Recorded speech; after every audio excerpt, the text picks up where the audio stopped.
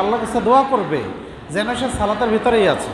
অথচ দেখা যায় যে বাংলাদেশের অধিকাংশ মানুষ, বাংলাদেশ, ভারত, পাকিস্তান, এরা কী করে? মোবাইল দিয়ে সেলফি তুলছে আর তওয়াফ করছে। ওর কি ওমরা হবে, হজ হবে? হবে না তো। কারণ এর জন্য তো তাকে ওখানে যেতে হয়নি, যাওয়ার প্রয়োজন ছিল না। তাহলে সে সফর করতে অন্য জায়গায় যেত। এইভাবে আমাদের মধ্যে বহু মানুষ এমন আছেন, ইবাদতের গুরুত্ব, তাৎপর্য, এর ভাব গাম্ভীর্য সে অনুধাবন করে না। আমরা সিয়াম পালন করছি, এই সিয়াম পালনের আসলে গুরুত্বটা কতটুকু, এটা কেন আল্লাহ আমাদেরকে দিলেন? প্রত্যেক বছর কিন্তু আমরা সিয়াম পালন করি, কিন্তু আমাদের নৈতিক আচরণে কোনো পরিবর্তন ঘটে না। তাহলে এই সিয়াম পালন করে লাভটা কী?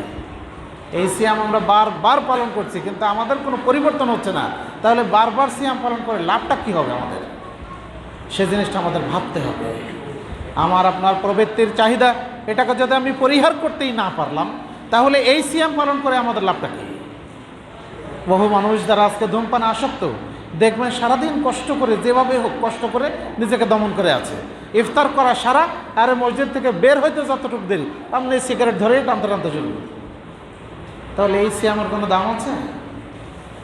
শুধুই একটা বিষয় নয়, বহু বিষয় এমন আছে যে মানুষ দেখা যায় যে সে সিয়াম পালন করছে, সিয়ামকালীন এই সময়টাতে বিরত আছে, কিন্তু যখনই সিয়াম অতিক্রান্ত হয়ে গেল, তখনই কিন্তু সে আবার পূর্বের কাজে লিপ্ত হয়ে গেল। এর নাম কিন্তু প্রকৃতপক্ষে সিয়াম নয়। বরং সিয়াম ও কিয়ামের মাধ্যমে, তাসবিহ তেলাওয়াতের মাধ্যমে আমাদের কাজ হবে, আমাদের করণীয় হবে নিজেকে তৈরি করা, জান্নাতি মানুষ হিসাবে আমাকে তৈরি করা।